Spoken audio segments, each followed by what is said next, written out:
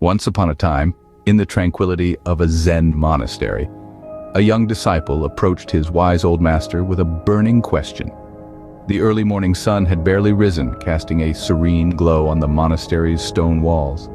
The young disciple, a novice in this world of quiet contemplation and introspection, had a heart heavy with confusion and doubt. His mind, tangled in the labyrinth of relationships, yearned for understanding. Bowing respectfully before the Zen master, he voiced his dilemma. "Master," he began, "I find myself lost in the intricate web of relationships. I strive for harmony, yet I encounter turmoil. I seek understanding, yet I am met with complexity. How does one navigate this labyrinth?" The Zen master, a beacon of wisdom and serenity, observed the young disciple. His eyes, brimming with a lifetime of experiences, twinkled with intrigue as he took in the disciple's earnest plea. He had seen many disciples come and go, each wrestling their own demons, each seeking answers to their unique questions. Yet this query about relationships struck a chord.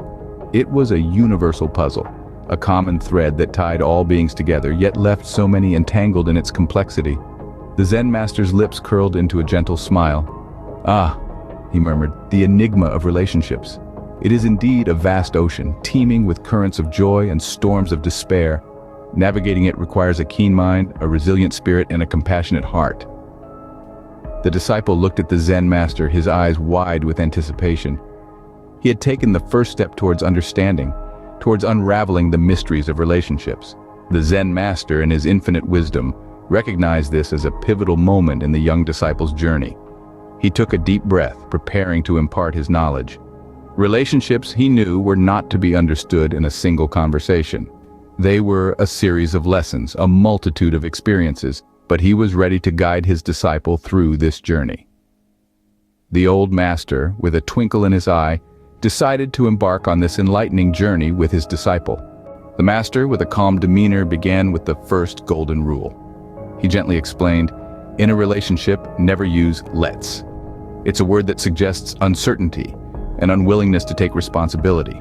Let's implies a lack of commitment, a hesitation to take the lead." The master's voice, steady and firm, echoed in the quiet room. "Instead, be decisive. If you want to take your partner out for dinner, don't say, 'Let's go out for dinner.' Say, 'I'd like to take you out for dinner.'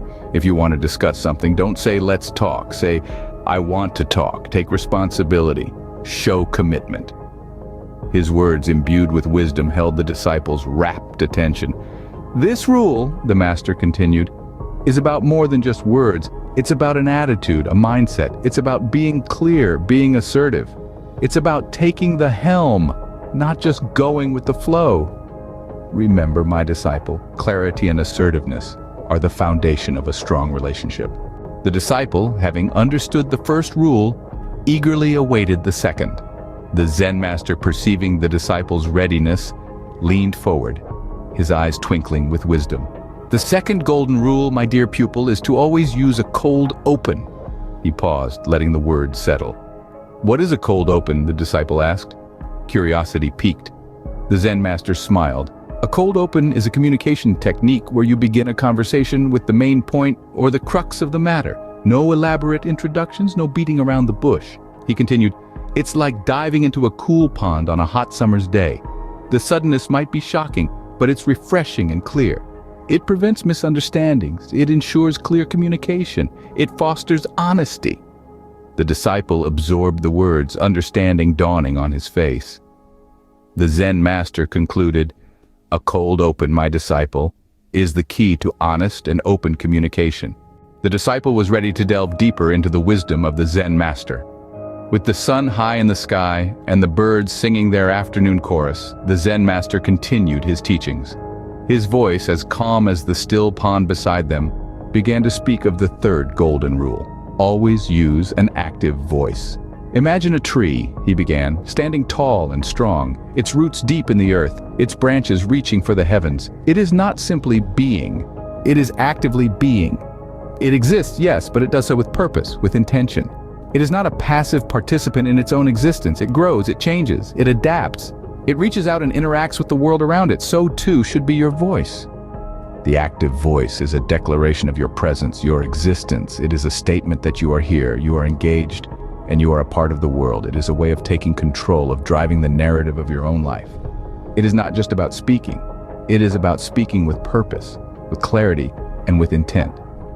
The Zen Master then moved on to the fourth golden rule. Always speak in English. Language, he said, is a tool, a bridge that connects us to one another. And English, like the mighty river that flows through many lands, is a common tongue that can reach many people. English is not just a language, it is a meeting point, a place where different cultures, different ideas, and different perspectives can come together and communicate. It is a way of bridging gaps, of fostering understanding, and of creating connections. But remember, he cautioned, language is only as effective as the person using it. It is not enough to speak. You must also listen, understand, and respond. Only then can you truly communicate. A direct approach, using a common language, eliminates confusion and fosters understanding. The Master, with his serene smile, was ready to impart the final golden rules. His voice, as calm as a tranquil lake, resonated through the silence. The fifth rule, my young friend, is to always follow the brief as closely as you can. In our relationships, this translates to honoring the other person's wishes and desires. It means respecting their unique perspective and values, even if they differ from your own. A knowing nod from the disciple encouraged the Master to continue. The sixth and final rule is that a scene, much like our interactions, should be no more than 2 minutes long. This signifies the importance of respecting boundaries and time. Overstepping these boundaries or monopolizing someone's time can breed resentment. The Master's gaze held a profound wisdom. Remember, my disciple, respect for boundaries and time are the pillars of a lasting relationship. The air was filled with the weight of these words, their truth echoing in the quiet space. The disciple, having absorbed the wisdom of his Master, felt a sense of enlightenment. With a heart full of gratitude, he bowed before his Master, the epitome of wisdom and serenity. Master, he began, his voice trembling with emotion, your teachings have illuminated the path of my life. I am ready now to carry these golden rules into the world and into my relationships.